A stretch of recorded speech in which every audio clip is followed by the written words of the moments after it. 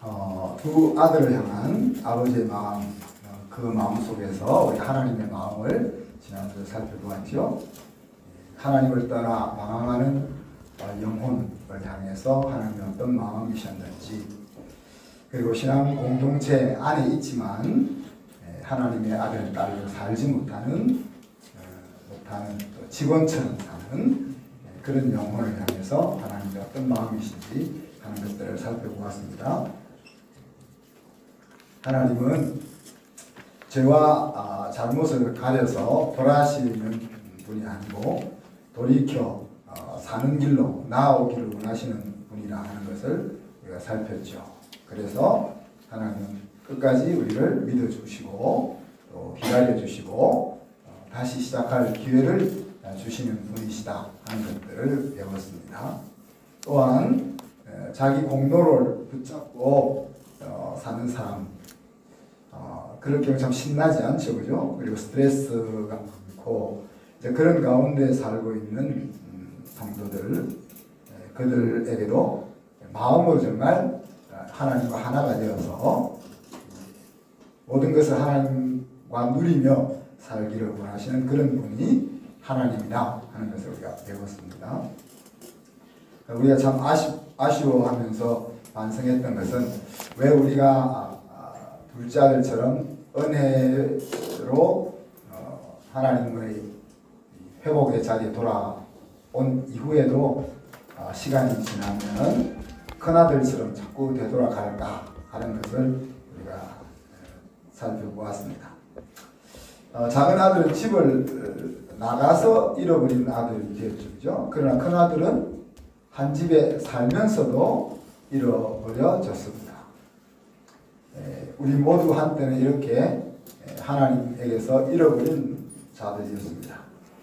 하나님의 은혜로 우리는 자기의 자리를 찾아오게 된 것이죠. 오늘도 교회 안과 밖으로 자기 자리를 잃어버린 영혼들이 많이 흩어져 있습니다. 때로는 어리석어서 하나님 없는 줄 알고 잃어버려지고, 또 교회로부터 상처를 받아서 잃어버려지기도 하고, 때때로 하나님이 마음에 들지 않아서 스스로 잃어버려지기도 한다 했습니다. 그래서 우리 자신은 어떤 자리에 있는지 돌아보고 우리 주변에 그런 사람들이 없는지 돌아보자 하겠습니다. 그래서 되찾아지도록 있어야 될 자리에 설 수 있도록, 그리고 더 나아가서 가장 빛나는 자리를 찾아서 그 자리에 세워질 수 있도록 우리가 기도했으면 좋겠습니다. 오늘은 용서의 뿌리에 대해서 여러분과 나누기를 원합니다. 하나님 앞에 나아가기만 하면 용서받을 수 있는 이 길이 어떻게 시작되었는가 하는 말씀입니다. 오늘 읽었던 본문의 주제는 의로움이죠. 의로움. 정의란 무엇인가라는 주제가 하버드 대학 교수로부터 아마 한 10년 10년 정도 우리나라에서는 이제 열풍을 일으켰다 그럽니다. 약 20년 동안 하버드에서 이 정의란 무엇인가 하는 것이 최고의 명강의로 손꼽혔다 그럽니다. 정의라는 것은 인간이 언제 어디서나 추구하고자 하는 바르고 고든 것, 그렇게 이제 사전적으로 정의를 내릴 수가 있는데, 각자에 따라서 그 정의는 조금씩 달라집니다. 오래전에 소크라테스는 인간의 선한 본성이 정의다, 그렇게 이제 정의를 했고, 그의 제자 아리스토텔레스는 정의의 본질은 평등한 것이다, 그렇게도 주장했습니다. 그리고 현대 철학자 롤스는 이제 두 가지 원칙을 이 정의에서 내세웠는데, 자유에 대해서 동등한 권리가 주어져야 된다 하는 원칙과, 또 기회가 균등하게 주어진다는 조건 하에서만 사회적, 경제적 불평등을 허용할 수 있다. 다르게 이야기하면 똑똑한 사람이 더 많이 가지고 열심히 사는 사람이 더 많이 가질 수 있는 이런 불평등 정의라는 것이 기회가 균등하게 주어질 때만 허용될 수 있는 것이다. 그렇게 이제 말을 하고 있습니다. 자, 그런데 정의란 말이 저와 여러분의 삶과 무슨 연관이 있을까요?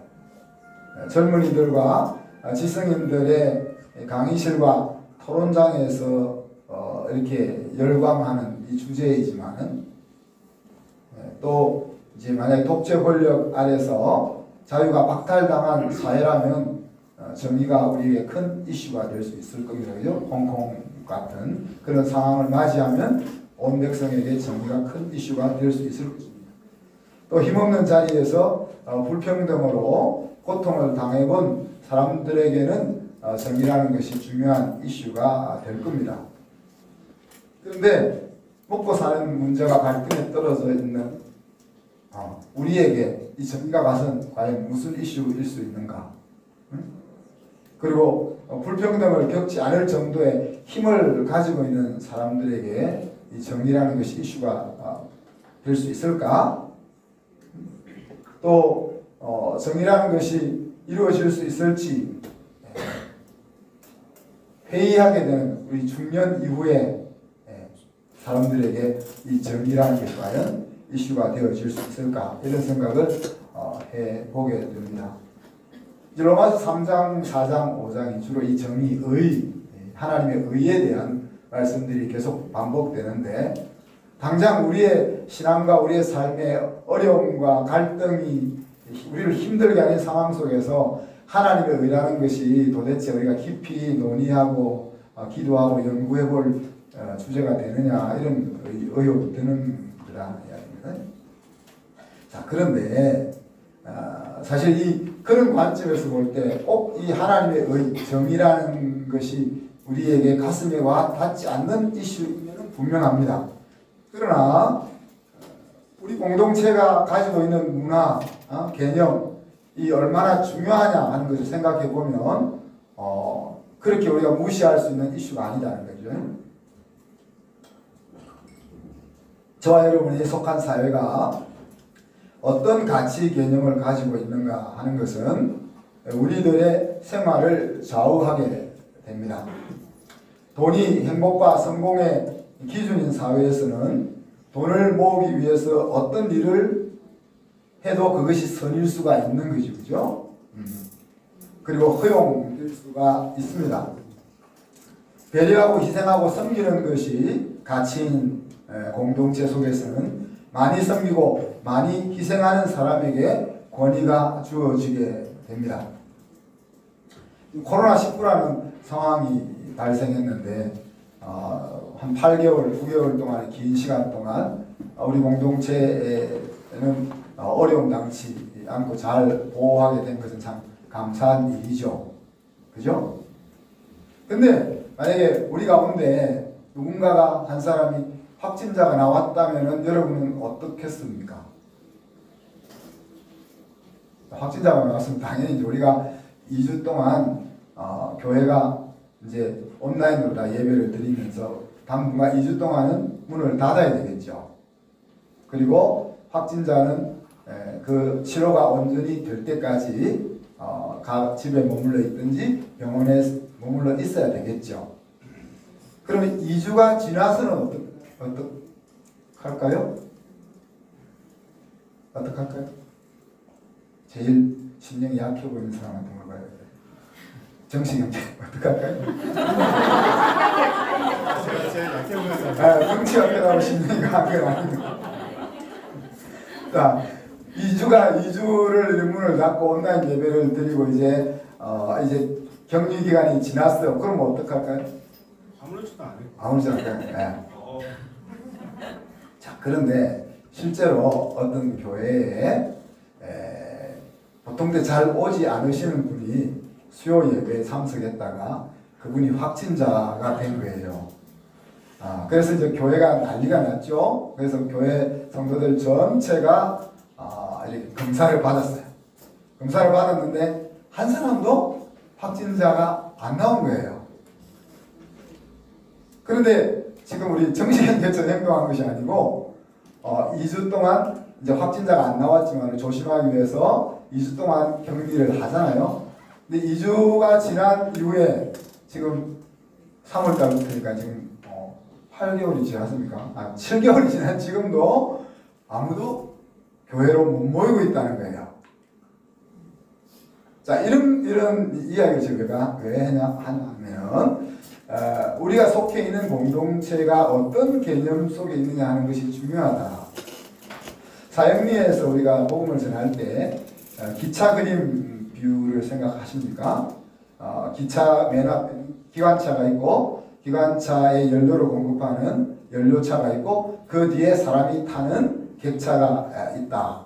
그래서 그거를 비유를 들면서 맨 앞에 이 열차를 끌고 가는 기관차에 해당하는 것은 하나님의 말씀이고 그 기관차에 연료를 공급하는 연료차는 그 말씀에 대한 신뢰, 믿음이고 그 뒤에 따라가는 객차는 우리의 마음속에서 일어나고 있는 느낌 혹은 감정이다. 그렇게 이야기했습니다. 그래서 우리가 어떤 사건을 만났을 때에 감정을 따라 판단하고 행동할 것이 아니라 믿음을 따라 행동하고 걸어가야 된다. 왜? 믿음과 감정이 일치할 때도 있지만은 일치하지 않을 때가 있기 때문에 그렇다. 믿음과 감정이 일치하면 감정을 따라 행하든 믿음을 따라 행하든 문제가 발생하지 않는데 믿음과 감정이 일치하지 않을 때는 감정을 따라 행하면 문제가 발생한다 하는 이야기입니다. 자, 그래서 우리가 코로나19가 일어났다는 것은 팩트입니다. 그죠? 그리고 2주 동안 격리해서 안전하게 보호해야 된다는 것도 팩트입니다. 그런데 2주가 지났음에도 외로워 나아오지 못하는 것은 감정인 거죠. 느낌인 거죠. 이런 행동이 이상하게 보일지 모르지만은 그 공동체가 어떤 개념 속에 형성되어 같이 행동하고 있느냐 하는 것에 따라서 그런 삶이 나오게 된다 하는 이야기입니다. CSIS라는 학교가 세워지게 될 때 저희들은 수능이 아닌 방법으로 대학을 가게 해야 한다 하는 기준을 가지고 학교를 시작했습니다. 왜냐하면 입시 위주의 교육이 주류를 이루고 있는 사회에서 우리도 똑같이 수능을 봐서 대학을 보내는 그런 패턴으로 교육을 해야 한다면 그런 사회 속에 살고 있는 우리 부모들을 기독교 가치로 교육하겠다는 것이 먹혀들 수 있을까? 라고 질문했을 때 불가능하다라는 판단이 나온 거죠. 그래서 이제 저희 학교의 방향이 기독교 가치 교육이 우리 아이들의 인생의 성공과 행복을 좌우한다고 볼 때 그런 교육이 실행되기 위해서는 수능 아닌 방법으로 대학을 보내는 길을 우리가 찾을 수밖에 없었던 것입니다. 교회가 가지고 있는 가치가 어떻게 성도들이 공유해서 우리의 문화로 만들어가느냐 하는 것이 중요한 이유가 여기에 있습니다. 예수님을 믿는 사람들의 그 믿음의 원리는 다 동일한 것이지만 그 믿음을 가지고 어떻게 살아가느냐 하는 것은 그가 속하고 있는 공동체가 그 신앙을 어떻게 풀어나가고 있느냐 하는 것에 그것과 긴밀하게 연결되어 있기 때문에 그렇습니다. 자, 무엇이 정의인가 하는 이 논제의 정답은 사람들이 만든 사회에서는 있을 수가 없다고 생각합니다. 왜? 어떤 측면에 따라서 그 정의가 달라질 수 있는 여지들을 항상 안고 있기 때문에 그렇죠.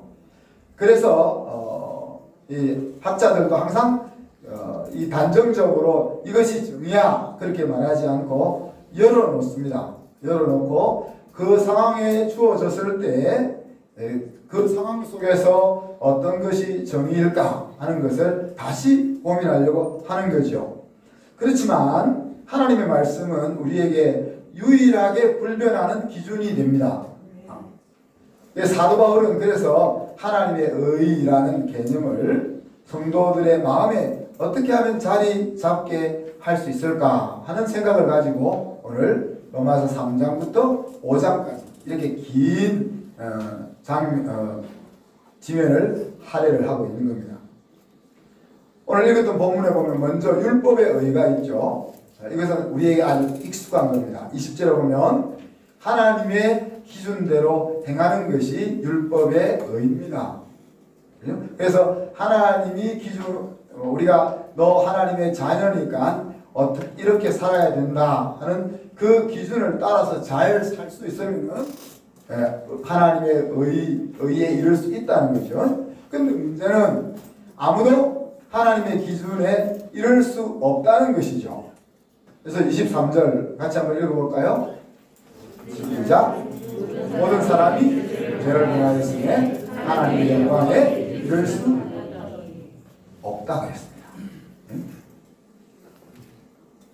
자, 율법은 내가 하나님의 기준에 이를 수 없다 하는 그 사실을 깨닫게 해줄 만큼밖에 우리에게 유용하지 않다는 이야기죠. 물론 그것도 놀라운 일이긴 합니다. 많은 경우에는 하나님의 말씀 앞에 서고서도 우리가 그 길을 갈 수 없다는 것을 알지 못하는 경우가 많기 때문이죠. 자, 하나님의 영광에 이를 수 없다는 말은 내 인생에 율법이라는 것이 어떤 유익도 줄 수 없다는 말이죠. 그죠? 우리를 하나님의 자녀로, 하나님의 백성으로 살게 하기 위해서 율법이 주어졌지만 그 율법이 소용이 없다는 말입니다. 자, 그런데 하나님의 백성이 된 이후에도 종종 율법을 행함으로 우리가 하나님의 의로 여겨지려고 할 때가 많이 있는 거죠. 자, 그러면서 이제 하나님의 다른 의가 나타났다. 그렇게 소개합니다. 21절에 보면 그 하나님의 다른 의는 갑자기 나타난 것이 아니라 율법과 선지자들에게 증거를 받았던 의라 그랬어요. 그러니까 처음부터 세상이 만들어질 때부터 하나님께서 지속적으로 약속하셨던 그 의가 다시 나타났다 하는 이야기입니다. 창세기 15장 6절에 보면 아브라함이 여호와를 믿으니 여호와께서 이를 그의 의로 여기셨다 그렇게 이야기했습니다. 그러니 성경의 첫 번째 책에서부터 하나님의 의는 율법을 지키는 것에 의해서가 아니고 하나님을 믿는 것으로부터 가능하다는 것이 알려지고 있었던 거죠. 하박국 2장 4절에 보면 의인은 그의 믿음으로 말미암아 살리라 그렇게 고백하고 있습니다.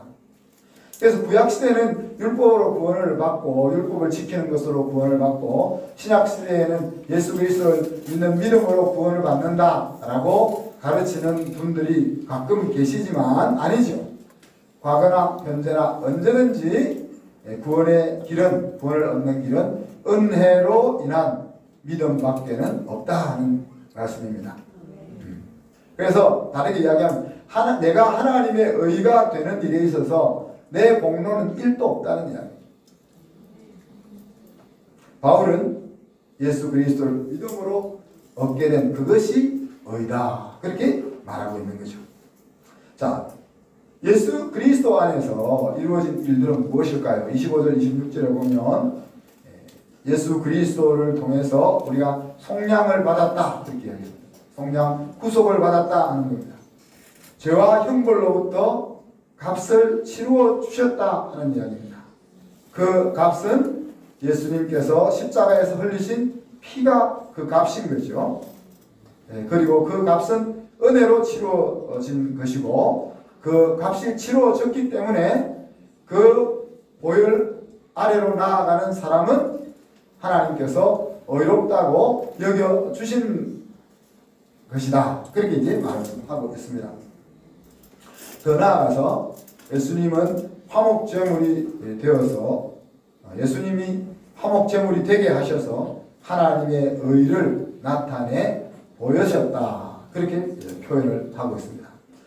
하나님의 의를 어떻게 나타내 보이셨는가 하니까 하나님의 의로우심과 또 예수 믿는 사람들을 의롭다고 보실 자신 자신이신 하나님을 보였다. 말이 좀 어렵죠. 이게 다 쉽게 이야기하면 하나님의 속성이 의로우시다 하는 사실과 그 하나님께서 예수 그리스도를 믿는 자를 내가 의롭다고 여길 거야 라고 하신 그 거기에 그분이 바로 하나님이라 하는 것을 예수 그리스도의 화목제물 되심을 통해서 보여주셨다 하는 이야기입니다. 이 일을 통해서 하나님과 우리 사이에는 화해가 이루어지게 되죠. 그리고 하나님의 거룩한 법을 만족시키게 되었습니다. 그래서 잃어버렸던 또 하나님을 반역했던 죄인들인 우리들을 공식적으로 용서할 수 있는 길이 열리게 된 것입니다. 우리가 예수님을 믿는다고 해서 그냥 만약에 하나님께서 이 길을 열어주지 않았다면 우리가 예수님을 믿는다고 해서 우리가 용서받아지는 것도 아니고 우리가 회개한다고 해서 하나님의 자녀가 되는 것도 아닌 거죠. 하나님께서 예수 그리스도를 통해서 이 길을 열어주셨기 때문에 이제 우리가 회복되는 자리로 나아갈 수 있게 된 것입니다. 자, 하나님께서 죄를 간과하셨다 하는 이 말씀이 나오는데 하나님께서 죄를 패스오버 그냥 퉁치고 지나가신다.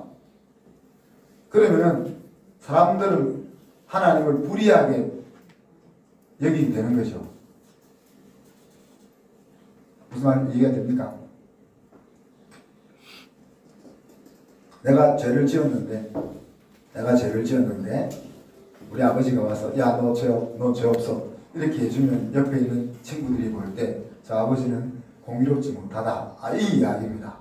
그래서 하나님이 자기 자녀들의 죄를 없이 하고 싶은데 야 너희들 죄 없는 것으로 내가 다 이제 해줄게. 그래 버리면은 그것이 하나님이 불의한 것이 된다 하는 이야기죠. 그죠?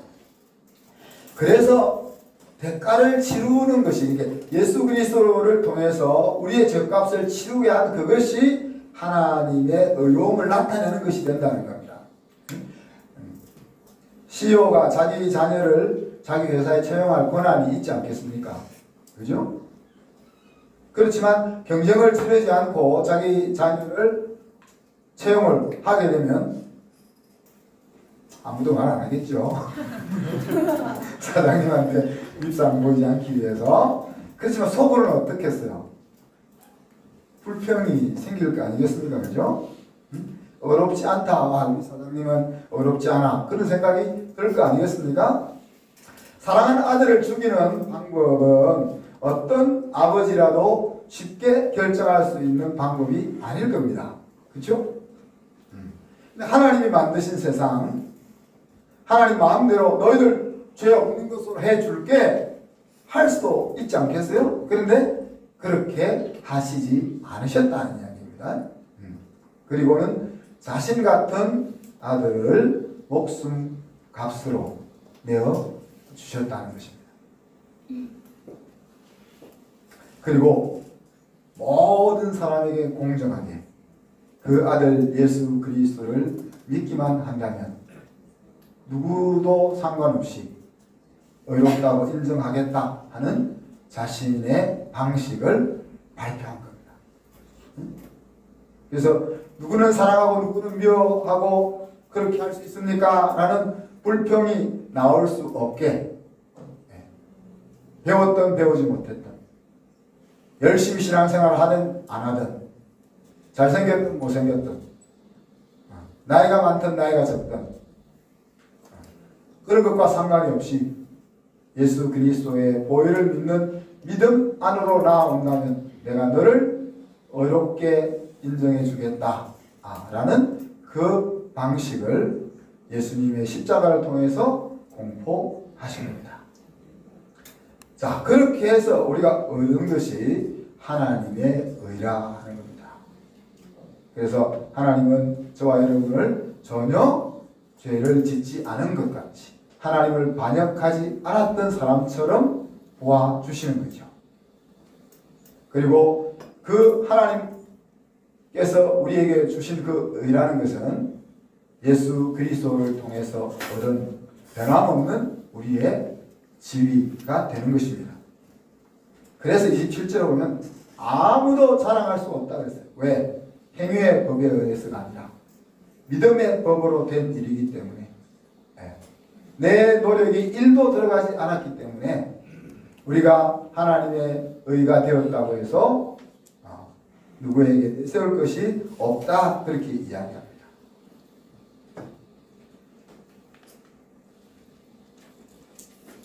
사랑하는 성도 여러분, 어렵다는 말은 그냥 올바르고 적절하다는 의미지 않습니까? 그죠? 하나님과 사회에 대한 의무를 제대로 이행하는 것을 내포하고 있는 말입니다. 그런데 하나님은 저와 여러분을 의롭게 보아주신다 그랬습니다. 예수 그리스도의 피로 덮여있는 우리를 보시기 때문에 우리의 과거와 지금의 삶이 어떠하든지에 상관없이 하나님께서 우리를, 저와 여러분을 의인으로 여겨주신다 그랬습니다. 이 가능성을 연 사건이 예수 그리스도의 십자가 보혈이라 하는 것을 우리는 잊지 말아야 합니다. 그리고 우리가 하나님 앞에서 행할 때만 하나님 예수 그리스도를 통해서 얻게 된 이 하나님의 의라는 이 명분이 실제 우리의 삶에 유용하게 될 것입니다. 이 땅을 살아가는 동안 저와 여러분의 마음속에서 항상 간직되어야 될 내용은 나는 용서받은 의인이라 하는 생각입니다. 그리고 용서받은 의인으로 사는 유일한 길은 어떤 상황과 어떤 순간에서든지 하나님 앞에서 행동하고 생각하고자 하는 그런 자세일 것입니다. 하나님이 자기 자신보다 소중한 아들의 죽음을 값으로 우리를 의인의 자리에 앉혀놓으신 이 놀라운 사실을 그냥 무효로 만들지 않고 날마다 하나님 앞에서 용서받은 의인으로 신나게 살아갈 수 있는 저와 여러분이 될 수 있기를 축복합니다. 기도합시다. 하나님 사랑과 은혜를 감사합니다. 우리가 먼저 하나님을 사랑한 것이 아니고 하나님이 먼저 우리를 사랑하셨고, 우리가 하나님을 알기 위해서 노력하고 애쓸 때가 아니고 우리가 오히려 하나님을 대적하고 하나님을 반항할 때 예수 그리스도를 우리를 위하여 죽게 하심으로 우리를 하나님의 의가 되게 이끌어 주셔서 감사합니다. 그러나 아직도 하나님의 의를 알지 못하고 하나님 밖에 있는 우리의 지체들이 있습니다. 또한 우리도 때때로 하나님의 그 놀라운 은혜를 망각하고 또 율법으로 살고자 할 때가 있음을 고백합니다. 하나님께서 온 세상보다 귀한 아들의 목숨으로 우리를 구속하시고 의인의 자리에 세우셨다는 사실을 기억하면서 인생을 살아가는 동안 하나님의 놀라운 은혜로 용서받고 의인이 되었다는 사실을 한시도 잊지 않게 하여 주시며 은혜에 보답하는 길은 하나님 앞에서 살아가는 길임을 깨닫고 그렇게 살아갈 수 있는 저희들이 되게 하여 주시옵소서. 감사드리며 예수 그리스도의 이름으로 기도하옵나이다. 아멘.